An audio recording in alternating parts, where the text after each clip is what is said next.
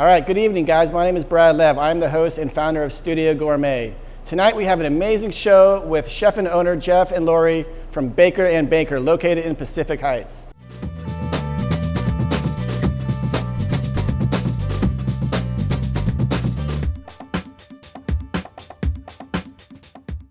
I'm Lori Baker from Baker & Baker Restaurant and Bakery. And I'm Jeff Banker from Baker & Baker Restaurant and Bakery. I'm going to be making a farro in the style of risotto. It's going to be with a slow-cooked egg and a little salsa verde. And I have made a pumpkin cobbler with a brown sugar pecan streusel.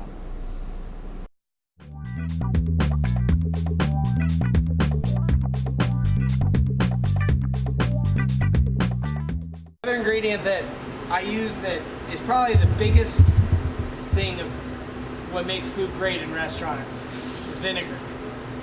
So acid is kind of the key ingredient which will round out almost all food. So we add acid to almost every dish in one way or another. We add either lemon juice or we add cider vinegar or sherry vinegar, but it's really the one thing that you could do at home that's going to change your food. I promise. Go ahead and take my word for it.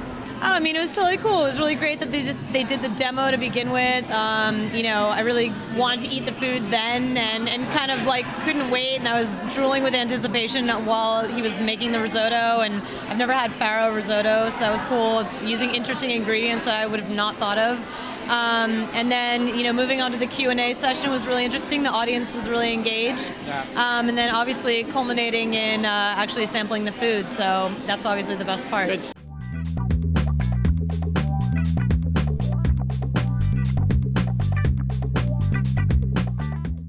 In the food business a long time. While I was there, I actually started Studio Gourmet as kind of like just a fun activity.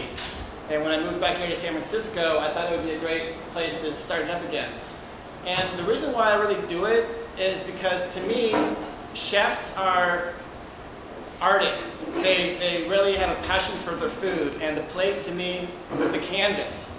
And the ingredients that they have, the things that they use, are equal to their paintbrushes, and so it's really, for me, amazing to be able to watch these individuals do the things that they do. But more importantly, every chef has a different background. They have their personal taste, where they're from, their influences, and that what makes them all individual. Each chef has a different style, and that's what we're here to learn about, is why they do the things that they do. I don't really talk about the food, I talk about them as the people and where they're from and their stories and their experiences, and that's where they are today. I think that we did a pretty good job of turning it into the vision that we had. You know, we wanted it to be a neighborhood spot, but it had to be a destination spot. People from the neighborhood aren't going to come every single night, which it's turned out to be. And we want it to be a once a week spot for some people, which it is. We have a lot of people that come in once a week, but we also have a lot of people that come in for a birthday or an anniversary or something like that. And so we were kind of hoping it would be that in-between place for a lot of people. How long did it take to get from point A, like, we want to do this, to like point B, here's the keys, we're open for business? I always say it was like 5 years. I mean, but we knew that we wanted to open a place for at least 10 years. Actually doing it and pulling the trigger is the scary thing. Yeah. Like opening a restaurant in San Francisco is like suicide. Like, why would you possibly want to do that, you know? We're going to talk about that. But, I mean, we looked at so many spaces, and like I said, you know, it's kind of like when this space came available and we knew that we had modeled everything around, it's kind of like, not that I believe, it was actually LoopNet. LoopNet. Yeah, which is a real estate, you know, thing. But I mean, not that I believe in fate necessarily, but it just seemed too real that spot came open. So it just said, Quince is moving out. Hey guys, Jeff and Lori, we're open. Come in, open us up. That's what it said to me. That's what. Well, we knew. Yeah, we knew we had to make it. We knew that was just kind of that was obviously the space for us. Yeah. Okay. So originally you had the restaurant was the bakery always going to be a part of it? It was. One thing It was always going to be a part of it, and that's what was hard to find a space. There's not. Yeah. I mean, most restaurant spaces in San Francisco are really small and don't have room for a bakery. So. Or a separate entrance. Yeah. Because you do need to have that separate entrance as a, okay. I mean, well, that was always the idea of it, that it would have a seperate entrance from the restaurant. Okay. So what was some of the biggest concerns? I mean, obviously you said it's suicidal to open a restaurant in San Francisco. What are the other, I mean, was it a lot of build out? Was it a lot of reconstruction? Well, I think we were purposely looking for a space that wasn't going to require too much work. And I mean, I figured if Quince had operated it there, they must have at least had it, in good enough condition that it wouldn't have taken too much work to get it up and running. Same vendors. And I mean, I always knew that with the kiss of death for restaurants is when they do a build out and it goes over budget and over, like it's hard to open it, and that's when you start blowing your working capital. Yeah. So I always knew that it had to be turned around quick. So that was the thing why it was so hard to find a spot that fit all of these criteria that we had. So. Mm-hmm. So what was the first, like the day that they gave you the keys and said, "Here," what was your first thing that went through your head? Like, oh shit, or like, No, this it was is awesome. It was relief. It was excitement. I mean, just getting that far was so much work.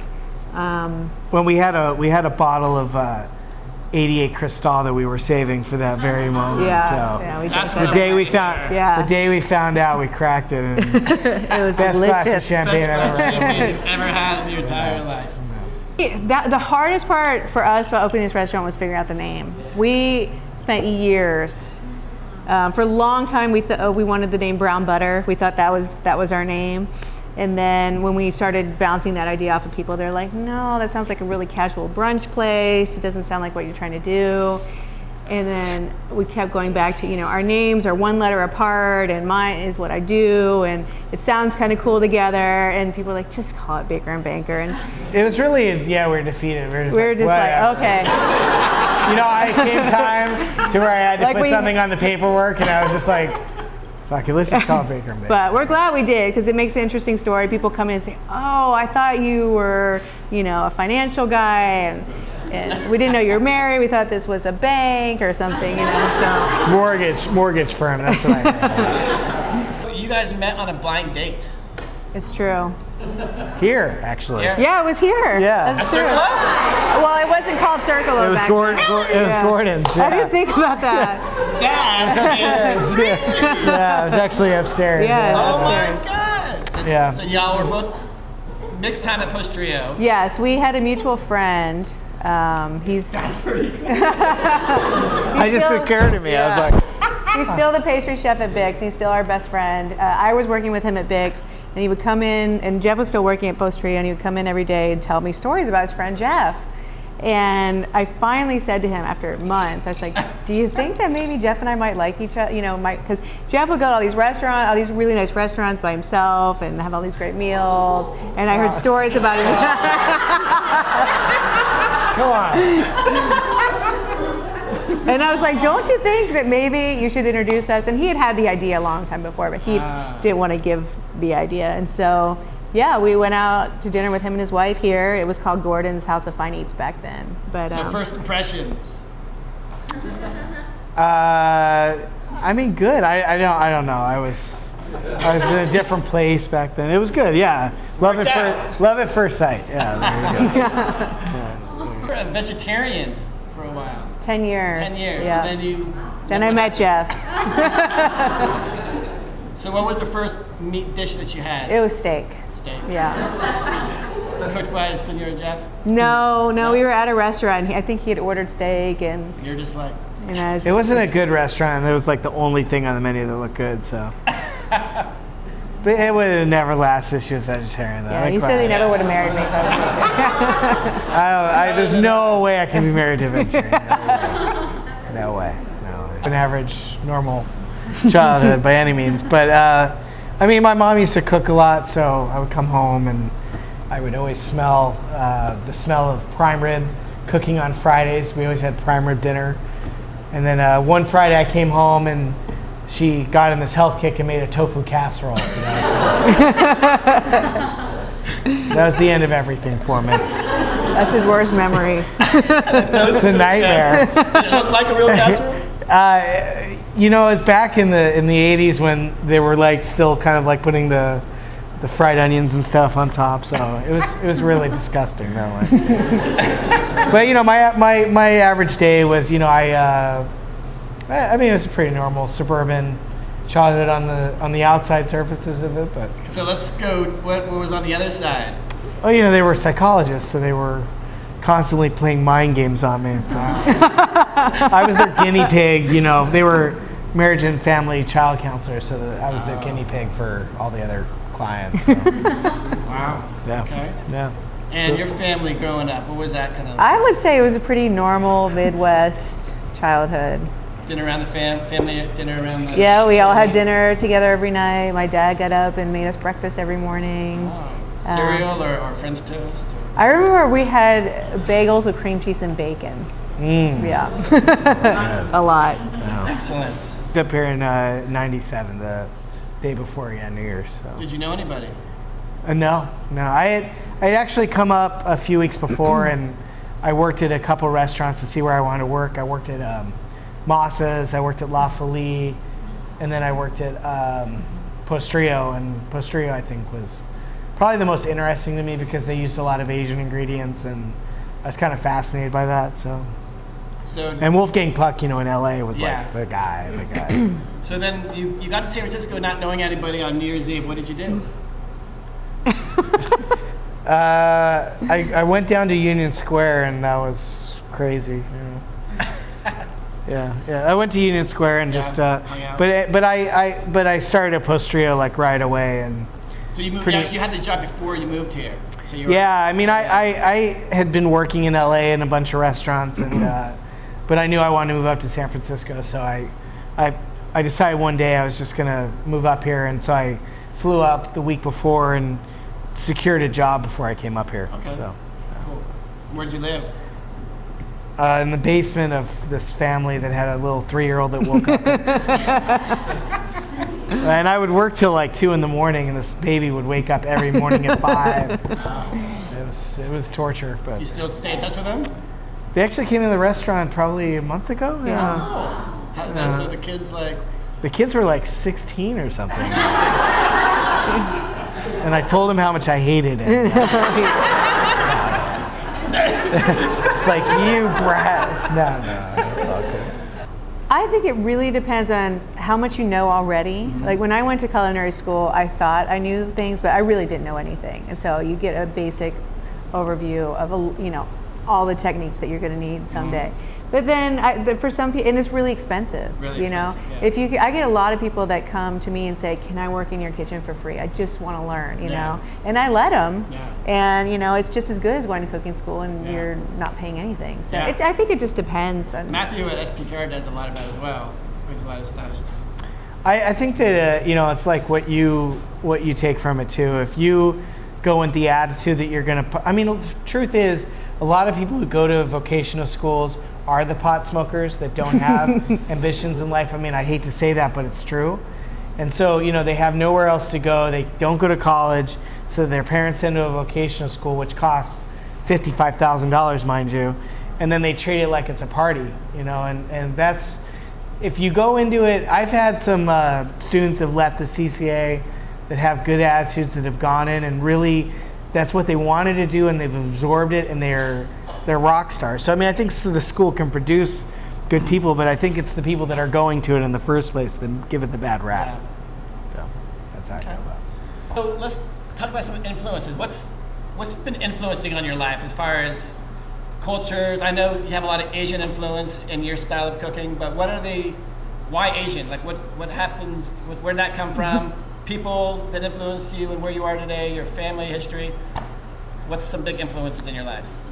Well, I think my mom was a big influence. We always would celebrate and have a lot of around the table parties, and my mom would cook, and it was always kind of a sense that food can really bring people joy. Food brings joy to people in a way that I don't think many other things can, because it's tangible only for a few moments, and then you consume it and it's gone. But that sitting down at a table and experiencing food that's made from, you know, a lot of love, it says a lot. So I think that was a huge influence on me. And then growing up in Orange County, there's a very diverse ethnic kind of diversity there, and I grew up eating a lot of Asian food, and I just found that there was a certain lightness to the food, a certain balance that I was really influenced by French cooks too, though. Like I for the longest time thought that things had to be a tower and perfect, but as I kind of evolved, you know, trips and traveling, that really influenced me a lot. But I think the thing that really opened my eyes was when we went to Italy, and I realized that food, I remember a defining moment in my career, like where I changed my whole philosophy of food. It was when I won the scholarship to the Cordon Bleu, and we traveled to France. And before we went to France, we went to Italy for 2 weeks, and we went to Tuscany, and we went to this little restaurant in Siena. And we walked in, the cook had like a cigarette dangling from his mouth, you know, and he wasn't washing anything. It was really disgusting, but It wasn't that disgusting. it was, you know, it was Italian. Right? No, I'm not dissing Italian food by any means, but I remember he pulled out, I ordered the leg of lamb, and he pulled out this tray of lamb that had just been cooking in the oven all day, and he took a piece of it and he put it down on a plate, drizzled with olive oil, and sent it out to me. And I was like looking at it like, come on, you know, this is. And then I tried it, and everything kind of came in focus for me. That Wow. the food does not have to be perfect towers and perfect this and that, and you don't need it to be like this super fine dining experience to enjoy food, but really it's rather what, you know, how much attention's put into something. Yeah. So I think that Italian cook with the cigarette dangling from his mouth. Moving forward, you guys are doing a lot of cool events. You guys have to do a guest chef series where like David Barry's again is coming into your restaurant. I just think that's such a cool idea. Like, what other kind of things do you guys have up your sleeves?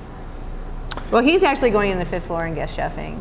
Awesome. Yeah, but I think we thought about bringing in more people who've like, you know, Michael Ricciuti, people who produce products as opposed to chefs. Yeah.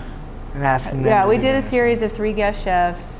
We had Jake from Humphrey Slocum. Not a lot of people know that he's a savory chef too. We had Ryan Farr and Thomas McNaughton. And the whole idea was that behind that was just, you know, community chef, you know, I don't know if a lot of people know this, but most of the chefs in San Francisco are friends. Yeah, you know, we're tight-knit community, it's a for very sure. tight-knit community. It was fun for us, and it's fun for, I think it's really good for our cooks to see other, you know, Sure. styles of food. You know, they don't get to go in other people's kitchens and, Yeah. and see what's going on. So they learned a lot, and yeah, it's fun for our guests that come in to, you know, try something else. If you were to give somebody a piece of advice that were opening up their own restaurant, Don't do it.